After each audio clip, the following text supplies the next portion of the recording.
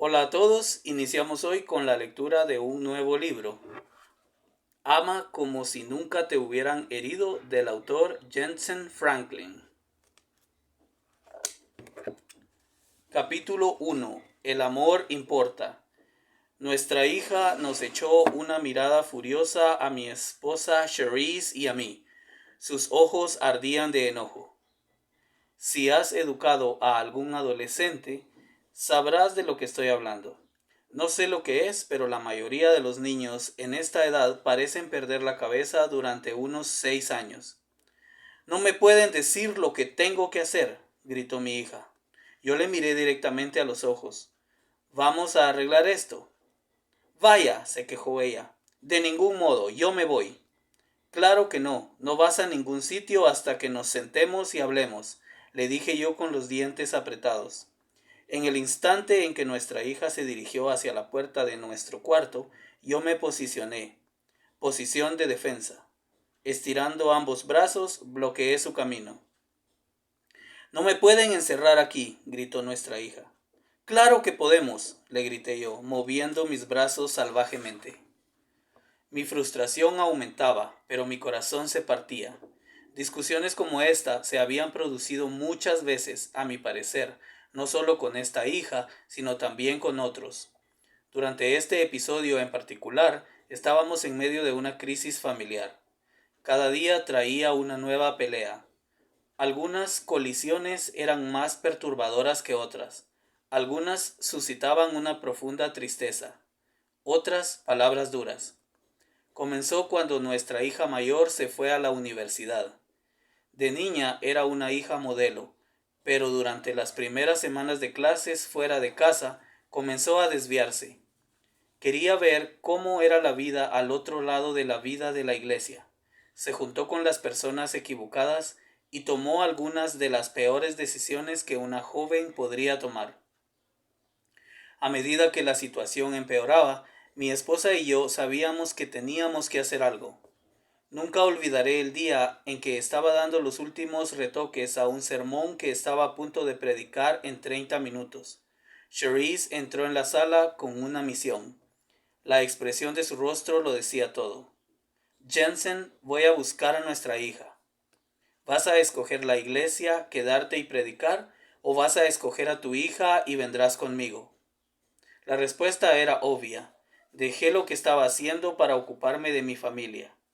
Cherise y yo no hablamos mucho en nuestro viaje de 3 horas en auto hasta la universidad. Nuestra hija no sabía que íbamos, y mucho menos que teníamos la intención de sacarla de allí y llevarla a casa. No sabíamos qué esperar. Al llegar, Cherise le llamó por teléfono. Mi esposa le preguntó qué estaba haciendo, pero no le dijo que estábamos allí.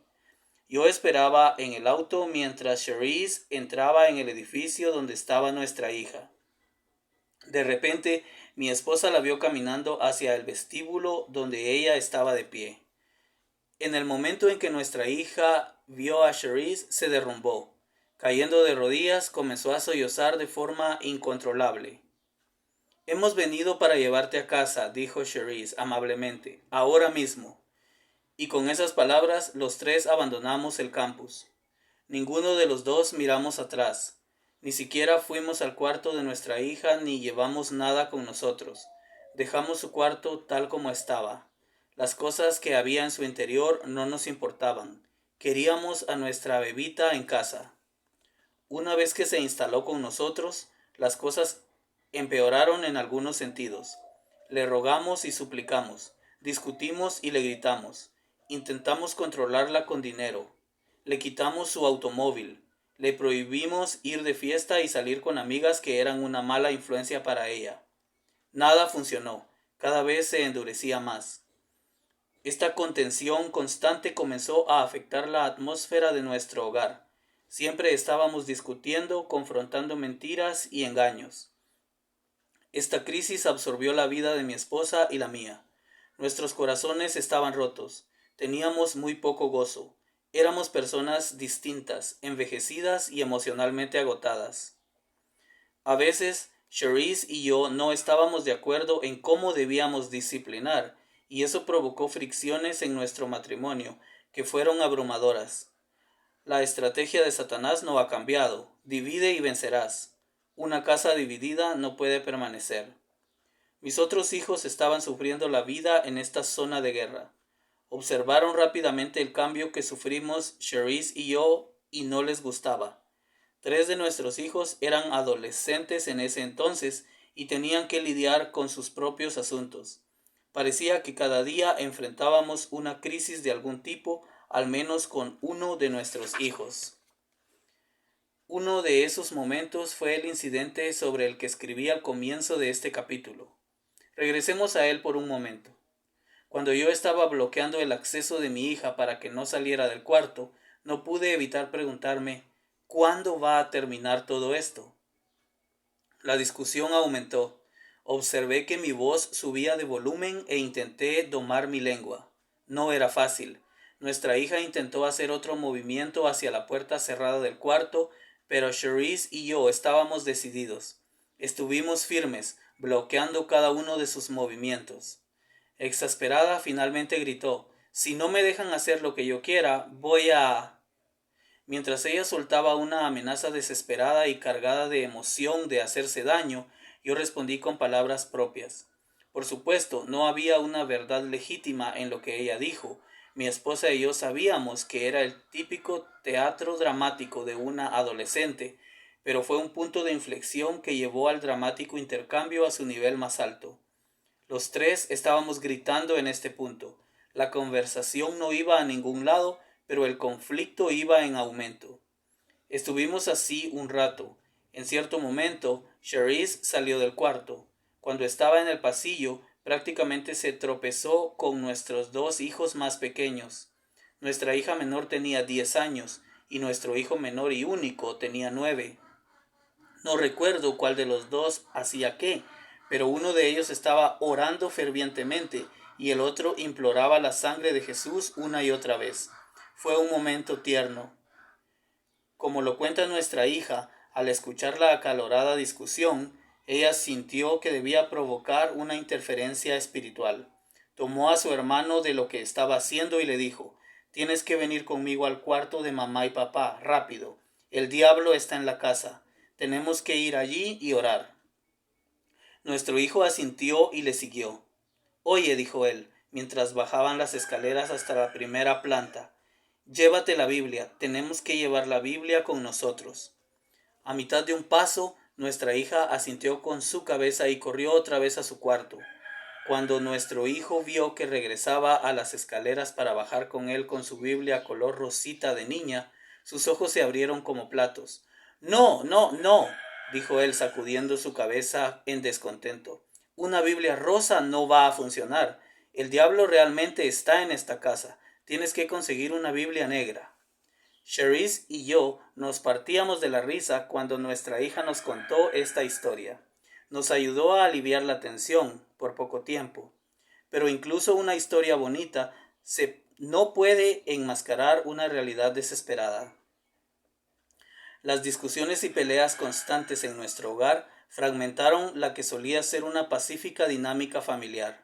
De modo extraño, mientras nuestra familia se esforzaba por sacar el agua y mantenerse a flote, nuestra iglesia crecía exponencialmente. Comenzaron a abrirse puertas asombrosas para el ministerio. Se construyeron nuevos edificios de varios millones de dólares.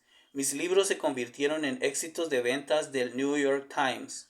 Canales de televisión cristiana comenzaron a retransmitir nuestros sermones semanalmente por todo el mundo.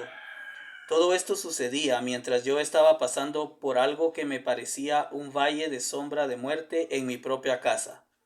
Mirando atrás a cómo Cherise y yo seguimos adelante, solo puedo decir que fue por la gracia de Dios.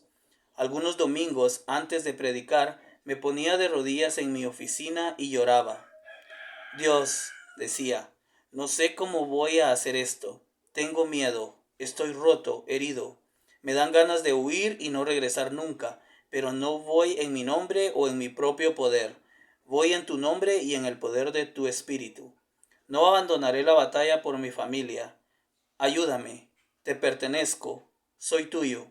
Y cuando me levantaba y predicaba, La gracia de Dios venía y las reuniones eran poderosas. He descubierto una verdad impactante. A Dios le atrae la debilidad.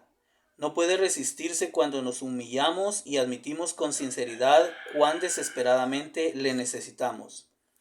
Cuando somos vasos vacíos, Él anhela llenarnos con su gracia, amor y bondad. Esta es la ley de la atracción de Dios. Recuerdo incontables domingos en los que nuestros hijos nos acompañaban a la iglesia, pero nos dejaban claro que era el último lugar en el que querían estar. Nunca subestimes el poder de tan solo estar ahí. Cuando parece que la palabra no está obrando, sí lo está. Si pones la palabra a funcionar, la palabra funcionará. No volverá atrás vacía. Sea cual sea la mala noticia que recibíamos sobre nuestras hijas adolescentes, seguíamos intercediendo, seguíamos llevándolas a la iglesia, seguíamos llevándolas a la primera fila, y yo seguía predicando la palabra. Un fin de semana, mi esposa me llamó. Nuestra hija mayor se había ido de casa.